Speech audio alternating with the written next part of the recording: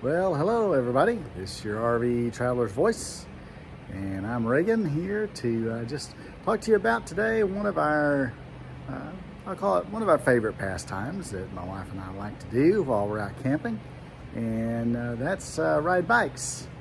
Now, unfortunately, during our first year with Fred and Ethel, our tow vehicle and travel trailer, we really haven't taken the bikes a whole lot because we haven't figured out a nice and convenient way to take these two cruiser bikes. We're not serious off-road bikers, but we like to cruise around. And how do we take these cruisers with us when we go? We've taken them with us a couple of times on short local camping trips, but nothing on the long over-the-road trips. And hasn't been for without trying, as we've looked at a couple of different options. And I'll kind of show you what those options have been so far. And then I'm going to take you through our latest upgrade to Ethel to help hopefully solve that problem and get us out there on our bikes even more often. So stay tuned, come on along with me, and we'll walk you through what we've done to try and make this a more pleasant journey with our bikes to our camping destinations. First off, just a quick overview. As you see, we just have a couple of inexpensive cruiser bikes. We've had these for 3 or 4 years now, and have enjoyed cruising around the neighborhood and the local trails where we're from. But I also like to take them on along with us when we're camping. So these are relatively lightweight aluminum bikes, about 40 pounds a piece. And this is our tow vehicle, Fred, as we've affectionately named him. And one of our options we thought about is why not just throw the bikes in the back of the tow vehicle and take them along with us. And you know, we could easily do that, but as you see, I have a nice soft cover, roll-up soft cover on the back of the bed that I like to keep in place to keep any other things that we might decide to put in the back of the truck dry while we're making some of our long cross-country journeys. And so to put the bikes in there, we'd have to roll up the cover. And we've done that a couple of times on, like I said, short trips when we knew the weather was going to be fair and didn't have to worry about things getting wet in the back. But we'd like to explore another option. And another option we have is with our travel trailer, Wildwood 29 V-Bud, Ethel as we've affectionately called her. It has this really great baggage door here in the back, past the slide out, and in the baggage door, that's one of our other options, is to easily just roll the bikes into the bunk room and you know, let them sit here in the bunk room area, and they would fit just fine here.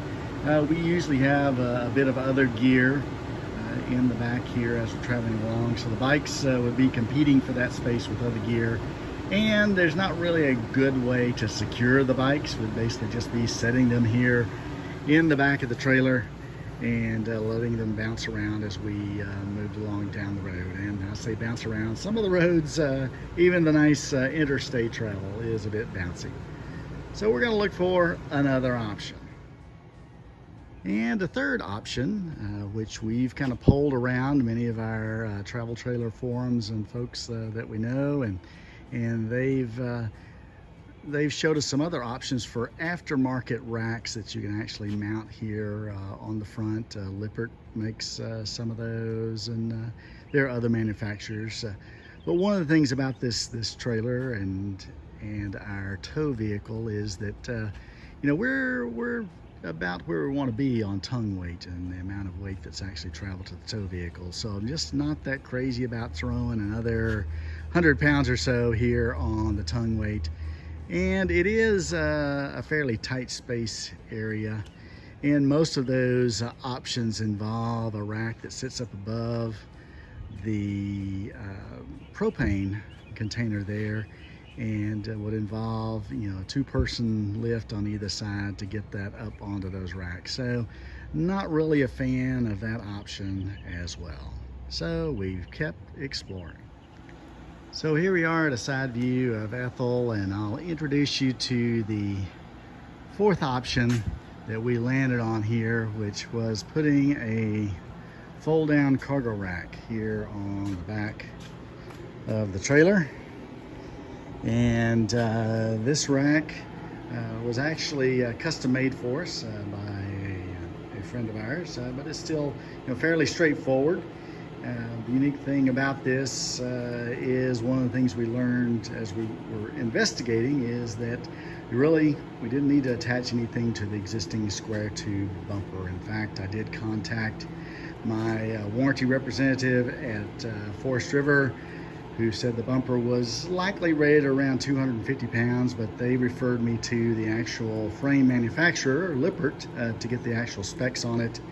And the Lippert engineers confirmed that the existing bumper, if I were to attach something directly to the square tube, existing specs were around 150 pounds. And with the spare tire already attached to it, unlikely that it would meet our needs. So Lippert did offer some other options to bolt a flip down cargo carrier onto the frame, and I looked at those options, but again elected to discuss it with a buddy of mine. Had him build me this flip down unit, which is actually welded to the frame rails as well. The two hinge components are actually welded to the frame rails and sit on top of the bumper unit, and so as not to cause any problems with that square tube bumper. And I'll demonstrate a little bit about how it works. It's in the up position right now, and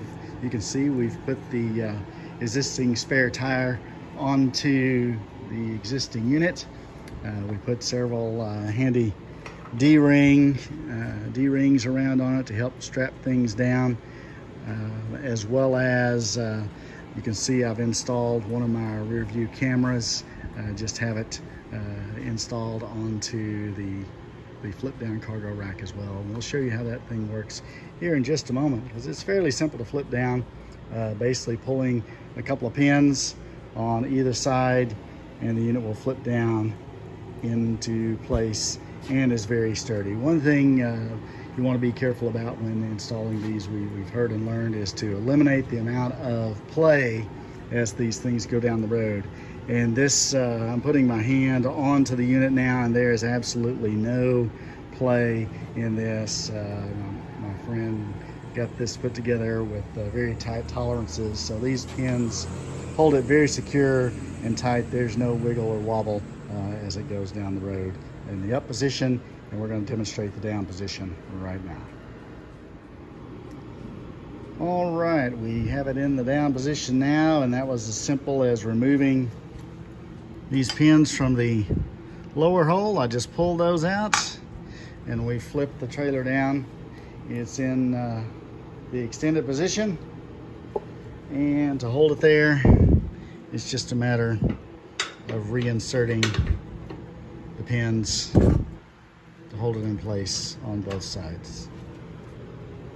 Fairly straightforward, very simple to do. And now you can see my camera is in its appropriately pointing position as well.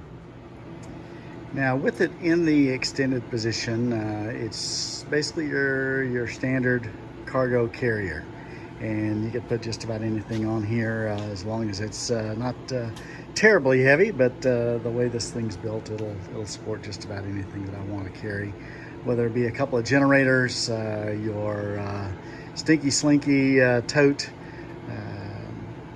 as well as bikes. Now the issue with putting bikes on here, if you just had the basket, you stand them up, you could lay them down flat, but that still wouldn't be too protective of the bikes as well. You'd have to lay them on top of each other. So I had him install me a support, this nice little support arm that easily attaches, and got a couple of eye hooks there to secure any lateral movement of the bicycles as we're going down the road.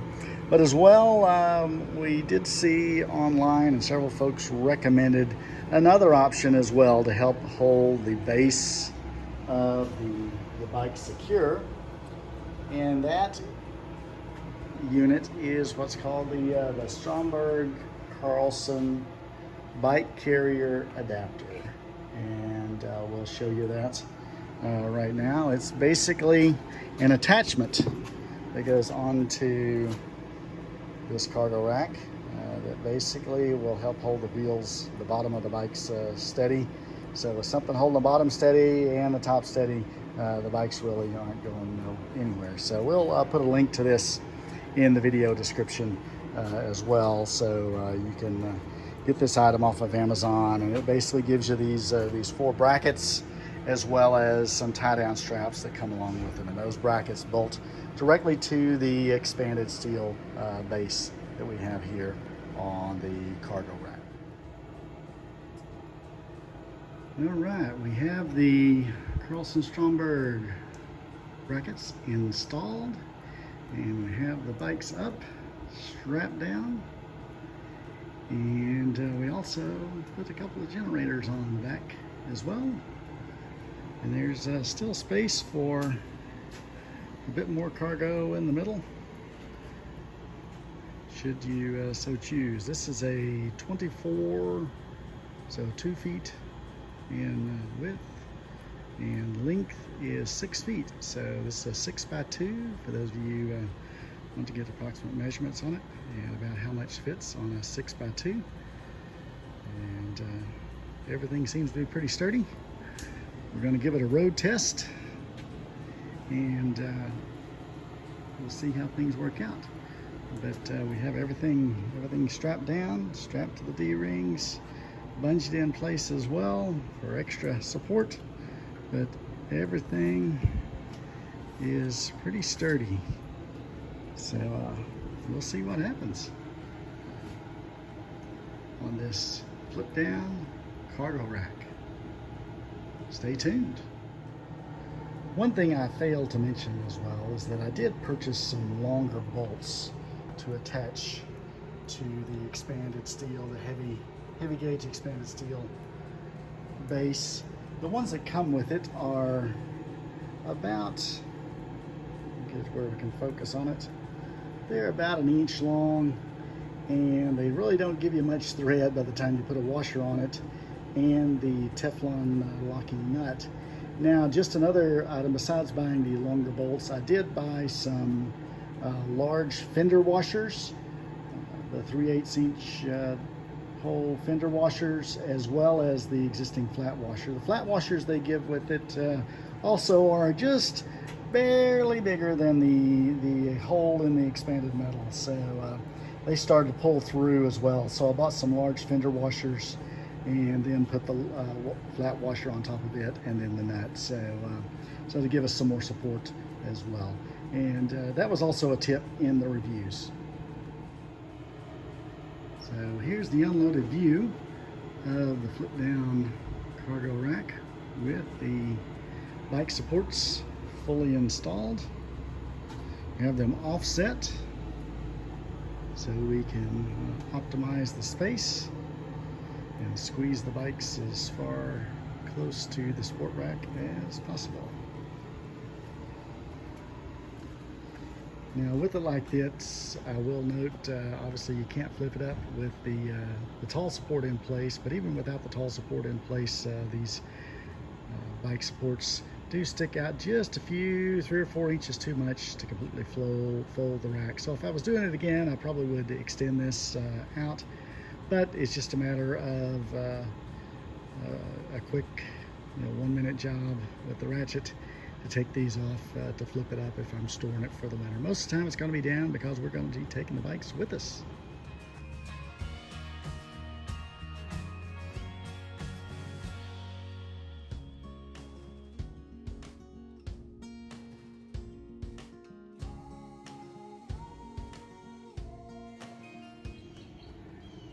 Well, we're just about ready to head out for our first road test of the new rack. And we got 2 bikes on there that we originally had on, and we threw a 3rd bike on for good measure. Now, we only have 2 of the Carlson Stromberg supports, but we've lashed the other bike tightly up against the middle bike and have several of these ratchet straps all in place. So I think she's all set. So we'll give you a report after the first trip.